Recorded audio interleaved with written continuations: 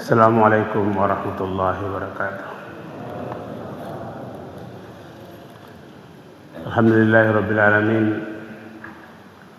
Assalatu wassalamu ala Rasulillahil karim sayyidina Muhammadin wa ala alihi wa ashabihi ajma'in. Allahumma la ilma lana illa ma 'allamtana innaka antal alimul hakim. Fa'allimna ma yanfa'una wanfa'na bima 'allamtana.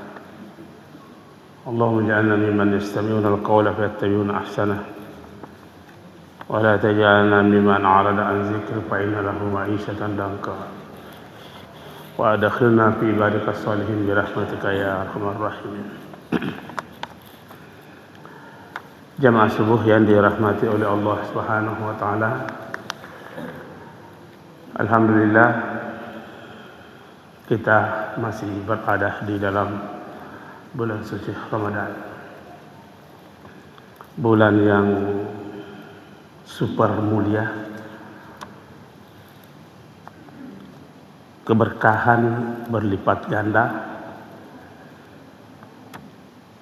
dan itu suatu nikmat dari Allah Subhanahu wa taala. Sesungguhnya bulan Ramadan selain sebagai bulan untuk mengoptimalkan ibadah kita di bulan ini kepada Allah, saya secara pribadi mengistilahkan bahwa sesungguhnya bulan Ramadan ini adalah bulan pencerdasan manusia, bulan pencerdasan.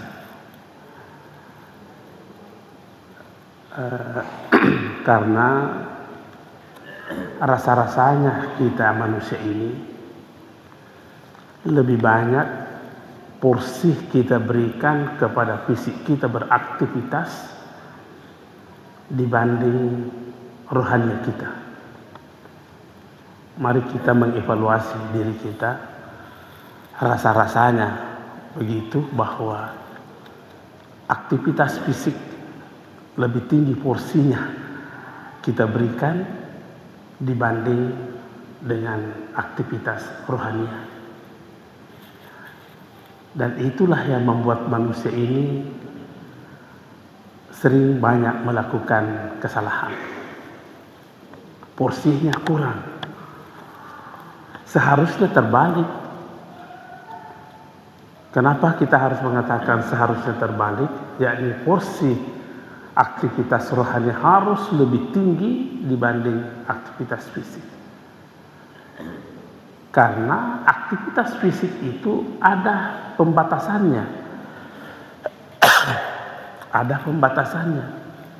Boleh dapat dibatasi dengan waktu. Kita bekerja dari jam 8 pagi sampai jam 4 sore, fisik kita bisa istirahat, rohani kita tidak bisa istirahat.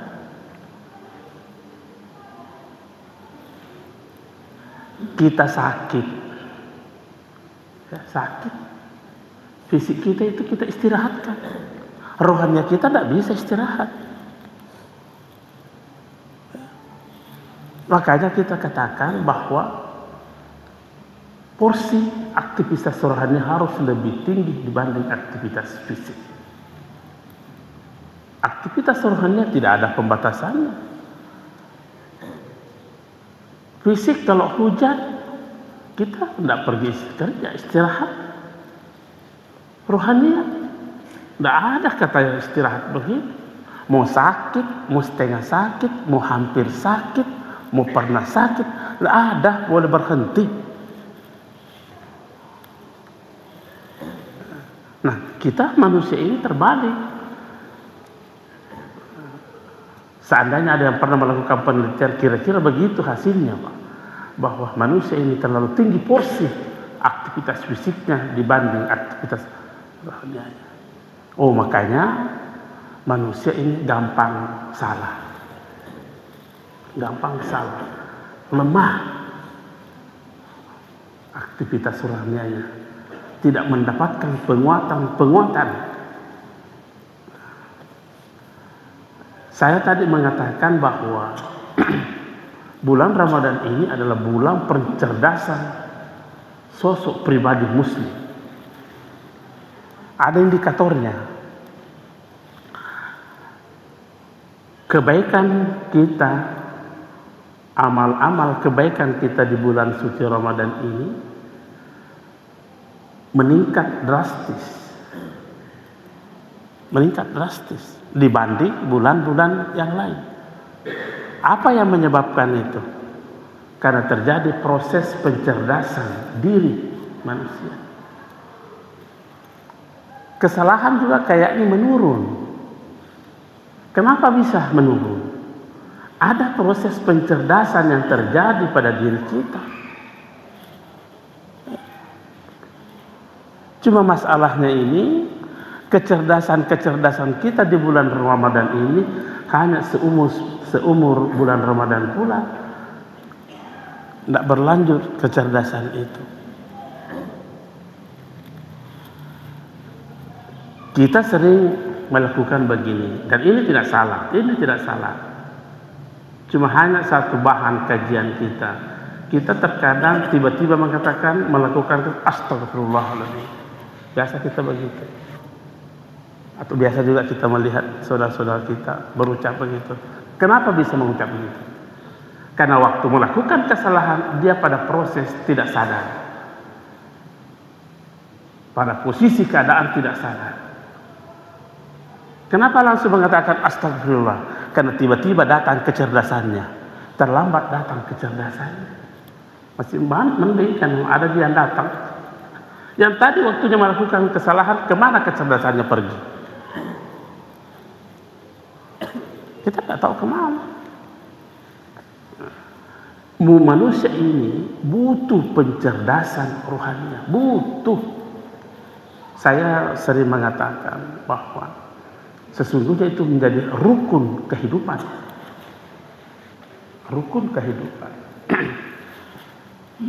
Apalagi kalau kita melihat bagaimana pemberitaan Al-Quran di dalam tentang manusia.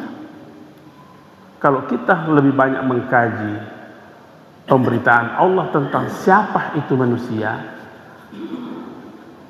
dari sisi negatifnya itu tidak lebih baik dibanding iblis, ya. Tidak lebih baik dibanding jin.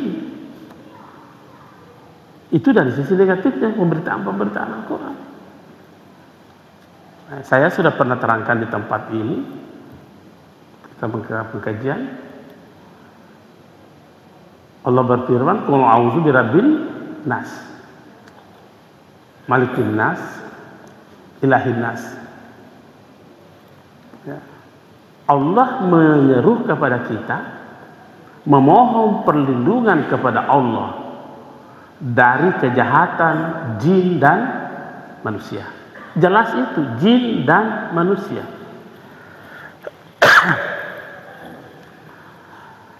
Tiga nama Tuhan, tiga sifat Tuhan, tiga atribut Tuhan disebut hanya untuk memohon perlindungan kejahatan dari manusia dan jin. Bandingkan Qul a'udzu birabbil falaq. Bandingkan. Allah menyuruh kita memohon perlindungan kepada Allah dari kejahatan seluruh makhluknya. Min syarri ma khalaq, min syarri berapa min syarrinya di situ? Lebih daripada satu, lebih daripada dua. Yang Allah menyebut hanya satu namanya saja, Rabb. Qul a'udzu birabbil falaq. Kalau manusia, berapa atribut Tuhan disebut? Rabbin nas, Malikin nas. Ilah, tiga nama Tuhan disebut. Kira-kira mana yang lebih parah ini? Yang tiga disebut atau yang satu? Ini sisi negatifnya. Oh, kalau begitu manusia ini butuh pencerdasan. Butuh pencerdasan. Karena ini statement saya, bukan ayat, bukan hadis, hanya statement saya bahwa pembodohan yang terkejam, pembodohan yang paling kejam itu adalah membiarkan potensi manusia ini bekerja di luar daripada wilayah Allah. Itulah proses pembodohan yang paling kejam itu. Membiarkan potensi manusia bekerja di luar daripada wilayah Allah. Waktu saya sampaikan ini pernyataan, ada yang protes di satu tempat. Dia katakan, barangkali perlu ditinjau kembali pernyataannya Pak Kiai ini. Karena kita baca dalam Al-Quran bahwa Allah itu meliputi segala-galanya. Kenapa dikatakan bahwa wilayah Allah berarti ada wilayah di luar daripada wilayah Allah? Itu pertanyaannya, protesnya. Saya bilang, kita sepakat itu bahwa semua ini wilayah Allah. Tidak ada di luar daripada wilayah Allah. Cuma terkadang orang bodoh itu mengeluarkan Allah dari wilayahnya. Buktinya bagaimana? Saya tanya dia, pernahkah kita iri kepada orang lain? Pernahkah kita jengkel terhadap orang lain? Pernahkah kita dengki terhadap orang lain? Iya. Waktu kita jengkel itu, untuk kita dengki, kita bekerja wilayah siapa? Wilayah setan. Wilayah setan. Berarti Anda mengeluarkan Allah dalam wilayahnya, kau ganti dengan wilayah dengan setan.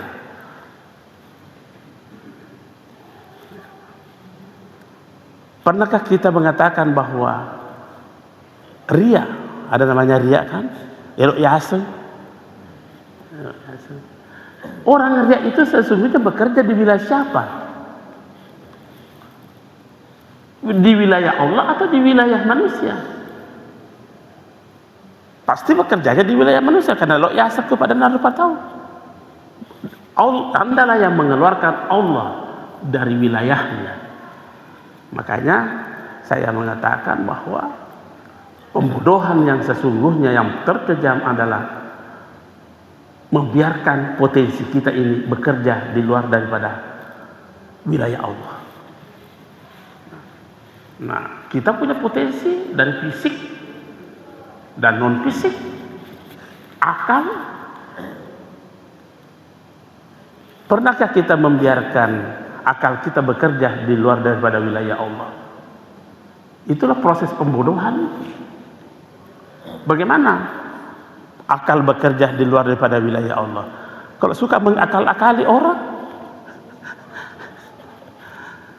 ini namanya pembodohan akal ini. Jangan biarkan akal ini bekerja di luar daripada wilayah Allah. Nah, bulan Ramadan ini kan dia tuntun kita ke situ. Apalagi ini di 10 terakhir bulan Ramadan, ada satu masa, ada satu malam yang penuh super berkahnya. Kalau kita mampu mendapatkan, kita dianugerahkan oleh Allah berkahnya itu untuk menjalankan proses pencerdasan diri kita, bukan main.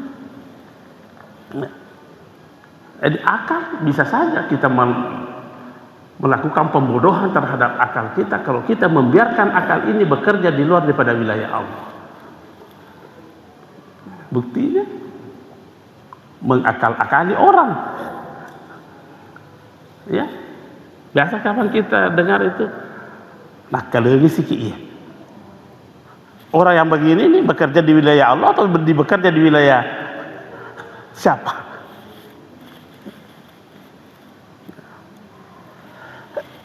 mohon maaf ini masih ada pengaruhnya. Makanya waktu jadwalku nggak bisa saya kesini, sakit. Ya. Itu yang saya maksudkan pembodohannya itu. Ya. Manusia berada di situ. Nah, perlu ada pencerdasan. Salah satu sarana wadah untuk melakukan ini bulan Ramadan ini. Evaluasilah. Kita banyak, kayaknya sekarang akal kita itu dituntun terus. Tapi ini masalahnya berhenti tuntunan itu kalau berhenti juga bulan Ramadan.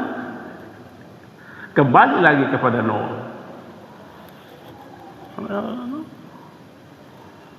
Nah, apalagi potensi pada diri manusia ini? Nafsu itu jangan dikira bahwa itu hanya konotasi negatif, tidak. Kalau nafsu bekerja dalam wilayah Allah akan memberikan pengaruh wujud positif. Sebenarnya nafsu itu kan orientasinya selalu meningkatkan kesejahteraan.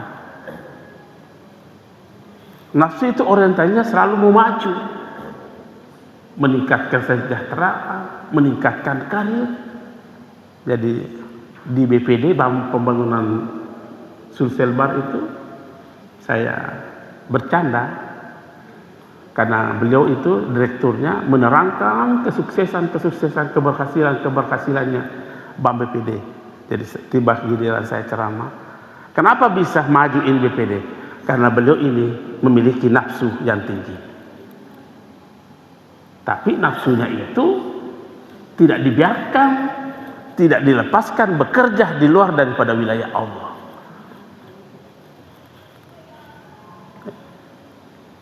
Masjid ini indah seperti ini karena ketua yayasannya memiliki nafsu yang tinggi. Mohon maaf Prof, ini bukan nafsu apa? Nafsu mau maju. Itulah sebabnya malaikat itu tidak diangkat sebagai khalifah. Tidak pernah ada malaikat dijadikan khalifah di dunia ini. Semulia-mulianya malaikat tidak diangkat sebagai khalifah. Kenapa? Tidak ada nafsunya. Tidak ada nafsunya. Itu malaikat makhluk mulia, tapi tidak diberi amanah untuk menjadi pengganti Allah, menjadi khalifah. Kenapa? Tidak ada nafsunya. Sebegitu-begitunya saja, mau apa? Nah, ini yang perlu dicerdaskan. Nafsu itu perlu pencerdasan. Dan seterusnya banyak. Ini kalau diterangkan semua itu bisa menjadi 4 SKS ini. Ringkasnya kita membutuhkan pencerdasan potensi diri manusia. Kapan satu-satunya proses pencerdasan itu adalah zikir. Ya. Itu saja yang bisa menuntun manusia untuk berada, bekerja tetap pada wilayah Allah adalah zikir. Karena kita memang memaknai zikir itu kerjanya di mana kerjanya zikir itu? Wilayah kerjanya zikir ada di wilayah Allah. Selalu membuat kita berada tetap dalam wilayah Allah, itu zikir. Tentang kita mengucapkan subhanallah, subhanallah, itu tidak salah. Itu hanya merupakan pagar untuk kita tetap berada di situ. Mau ditumbuhkan semangat untuk tetap berada dalam wilayah Allah.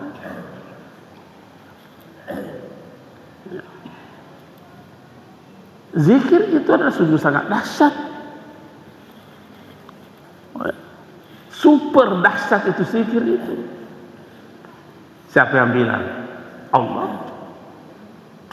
Wala zikrullahi akbar. Coba. Wala zikrullahi akbar. Tegas itu ayatnya. Berzikir kepada Allah adalah sesuatu yang super. Bukan tidak ada perbandingannya. Akbar.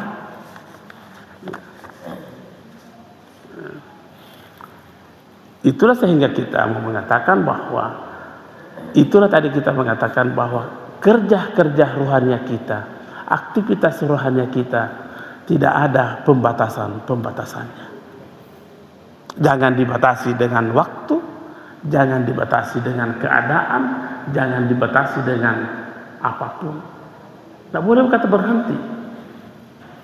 Kan Al-Quran mengatakan wazkur rabbaka idza nasit. Kalau jatuh bangun lagi, jatuh bangun lagi, jatuh. Tidak boleh ada kata berhenti, tidak ada kata jeda di situ.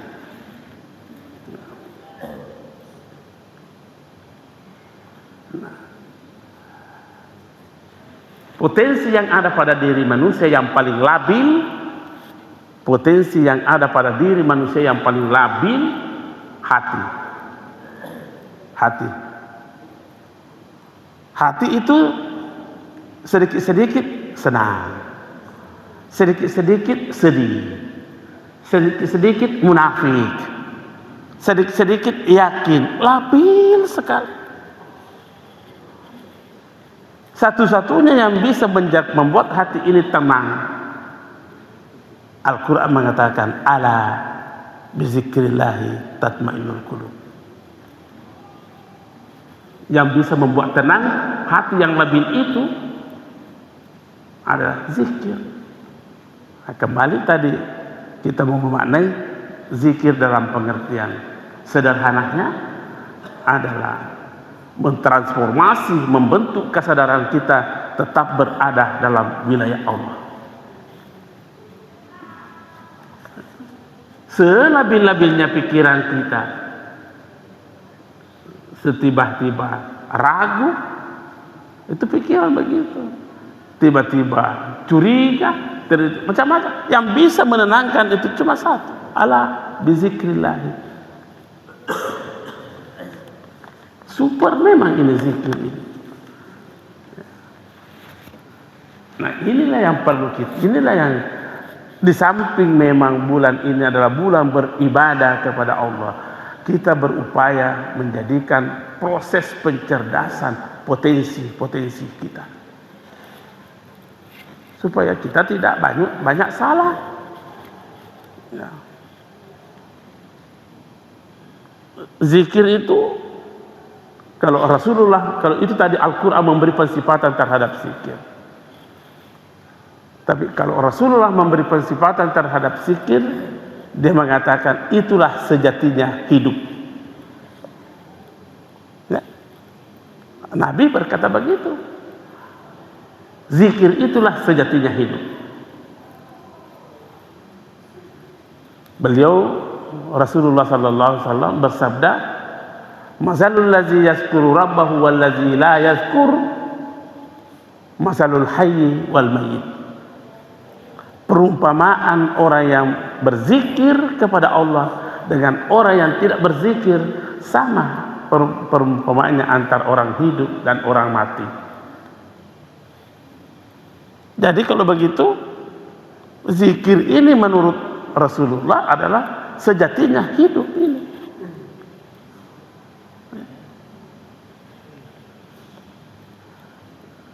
Oh, banyak kelebihan-kelebihan yang sungguh melekat pada diri zikir itu, pada kegiatan zikir itu. Ada lagi, zikir itu disebutkan dalam sebuah hadis kursi adalah amalan yang bisa menolak murkahnya Allah. Amalan yang bisa menolak murkahnya Allah. Disebutkan dalam hadis kursi itu, ya ibna Adam, wahai anak Adam, uzkurni hina tagdab, azkuruka hina akdab. Apa artinya itu? Wahai anak Adam, berzikirlah kepadaku ketika kamu mau marah. Ketika mau marah. Karena kalau sudah marah, tidak ada zikir itu. Kalau orang yang marah itu berada di wilayah siapa itu? Kata Allah, berzikirlah kamu kepadaku ketika mau marah. niscaya aku akan berzikir kepadamu ketika aku mau murka kepadamu. Berarti tertolak murkahnya Allah ini karena zikirnya hambanya. Cuma ini yang berat ini, bagaimana memposisikan diri pada wilayah zikir itu, bagaimana memposisikan diri tetap berada dalam wilayah Allah. Jangan kita menghilangkan Allah dalam wilayahnya.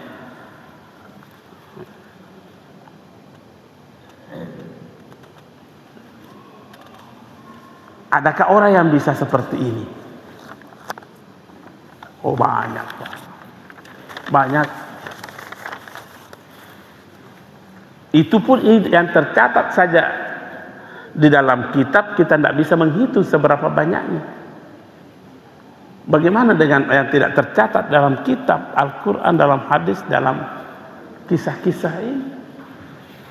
Saya mau mengambilkan salah satu contoh sosok pribadi yang memiliki kecerdasan yang bukan sahabat, bukan lagi tabi'in, tapi dibawanya lagi itu. Ya.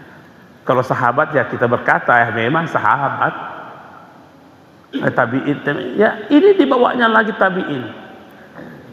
Mungkin saya sudah pernah sampaikan di tempat ini. Ada seorang ulama namanya Syekh At-Tusi yang berkebangsaan Syria di Damaskus itu. Suatu ketika punya hajat di tempat yang lain, ada keperluannya. Tidak ada alat transportasi di masanya kecuali onta. Maka dia sewa ontahnya orang, rental onta untuk mau pergi ke tempat yang dia inginkan. Walhasil berangkat. Baru sebahagian perjalanan dia tempuh, dia ingat ada barangnya, dia lupa di rumah. Maka turunlah dari ontahnya itu, dia tambatkan, dia ikatkan onta di tempat itu. Dia ikatkan. Baru jalan kaki pulang. Kalau menurut kita orang bodoh ini, tapi inilah orang yang cerdas, super cerdas. Pulang, orang pada bertanya, kenapa ki pulang Syekh? Begitu barangkali logat-logatnya. Kenapa ki pulang Syekh? Ada barangku lupa di rumah. Kenapa ki jalan kaki? Mana onta yang kita pakai tadi? Oh, ontaku saya ikat di sana. Kenapa bisa? Beliau menjawab. Beliau menjawab, itu onta saya hanya sewa untuk pergi ke sana, tapi saya tidak sewa untuk kembali mengambil barang yang saya lupa di rumah. Mana yang cerdas? Yang menaiki ontahnya kembali atau yang tambatkan onta di situ? Kalau ide kan makan ke dong, apa ya? Karena kita punya mata buta, rohani kita tidak cerdas. Itu kan tidak ada transaksi yang kita lakukan untuk saya mau sewa kalau ada barang yang saya lupa. Adakah transaksi di situ? Tidak ada. Jadi pencurian namanya ini. Semampu itu melihat. Cerdaslah orang seperti ini. Cerdas. Kalau kalau bangsaku ke apa upah belok rontai. Belok karena Pak, menurut pikiran saya pura nu sewa, padahal hanya sewa ke sana. Tidak ada transaksi sewa untuk kembali barang, mengambil barang. Apa namanya ini? Aktivitas rohani kita buntu. Oh, banyak kisah-kisah yang seperti itu. Itulah sebabnya sehingga Allah berkata dalam Al-Quran, berfirman dalam Al-Quran, fas'alu ahla zikr, bertanyalah kepada ahli zikir. Ini muncul lagi pertanyaan, kenapa bukan kepada ilmuwan kita bertanya, tapi yang dimasukkan ada ahli zikir, fas'alu ahla zikr. Kenapa? Karena ahli zikir itu kalau dia tahu bahwa dia tahu, maka dia mengatakan saya tahu. Ahli zikir itu kalau dia tahu bahwa dia tidak tahu, dia mengatakan saya tidak tahu. Tidak ada rekayasa-rekayasa. Tidak ada spekulasi. Tidak ada politisasi. Tidak ada. Ini kan ayat memang turun berkenaan dengan orang Yahudi. Orang Yahudi itu waktu datangnya Rasulullah SAW, ini kan banyak yang ilmuwan, orang pintarnya orang Yahudi, tetapi menyembunyikan bahwa ada memang di dalam kitabnya, tapi ada juga yang menyatakan bahwa memang ada dalam kitab Taurat, kitab Zabur, Injil, seperti itu dinyatakan. Yang mampu mengatakan seperti ini adalah ahli zikir ini. Tapi yang menyembunyikan kehadiran Muhammad ini adalah orang pintar, tetapi menyembunyikan. Dia tahu bahwa dia tahu, maka dia mengatakan saya tahu. Kalau dia tahu bahwa saya tidak tahu, maka dia mengatakan saya tidak tahu. Tidak ada sotak di sini nih Pak. Ini bahasa bukan bahasa keren, tapi bahasa gaulnya. Kira-kira kalau saya kebetulan Pak Prof Tahir Malik mengatakan, Ruslan, rusak lampuku di rumah, bisa kita perbaiki. Saya tahu bahwa saya tidak bisa, tapi oh ya bisa Pak, bisa. Begitu saya pergi koslet sama rumahnya beliau karena itu koslet. Dan itu kata tidak tahu bukan pernyataan hina, bukan pernyataan rendah, bukan. Ini yang menjadi masalah, karena kadang ada orang tidak mau mengatakan gengsi mengatakan saya tidak tahu, padahal dia tahu bahwa dia tidak tahu. Merusak yang begitu.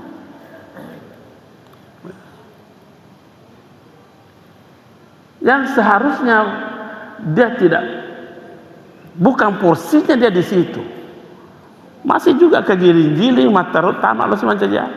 Apa kau tahu? Ya saya mohon maaf. Apa pengetahuan kita tentang umpamanya menjadi calon anggota DPR? Seperti apa pengetahuan kita di situ?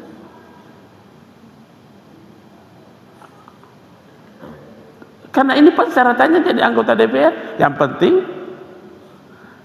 lulus SMA, banyak pendukungnya. Nah, tidak mau tidak pernah tidak ada. Kalau memang tidak bisa, bilang saya tidak bisa. Ya, kalau memang bukan tempatmu di situ, tidak bisa.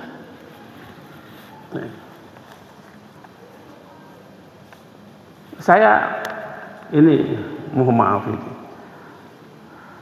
Saya disebut-sebut nama aku untuk menjadi calon rektor di UI. Saya katakan mohon maaf, saya tidak sanggup. Tidak kuat saya di situ, tidak bisa, pengetahuanku tidak ada.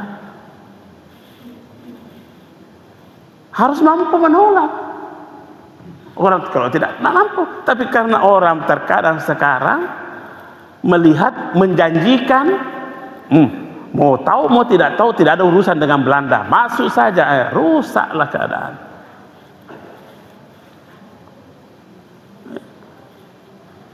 Karena ya selalu bekerja itu lagi yang menjadi rusak ini. Kenapa? potensi yang ada pada dirinya tidak cerdas, selalu bekerja di luar daripada wilayah Allah.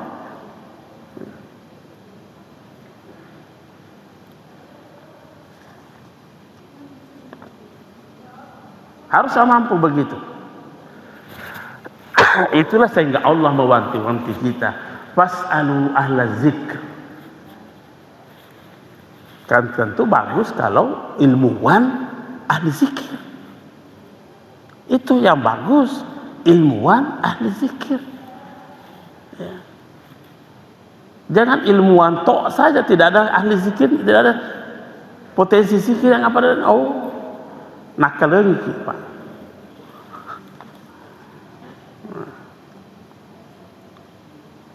Karena kan ahli zikir itu memiliki kekayaan batiniah, kaya dengan potensi rohaniah, cerdas rohaniahnya. Mereka memiliki al-ahwal al-batiniyah, bahasa agamanya itu yang sangat mulia. Itulah Ali bin Abi Thalib pernah mengungkap perasaannya itu. Kafani fakhran an takuna li rabba. Dia mengatakan begitu. Cukup aku merasa bangga bahwa engkau Allah sebagai Tuhanku. Wa kafani izzan an akuna laka abdan. Cukup aku ya Allah merasa mulia karena aku mampu menjadi hamba-Mu. Antah kama uridu, engkau akan seperti apa yang aku inginkan. Faj'alni kama turidu, maka jadikanlah aku seperti apa yang engkau inginkan ya Allah.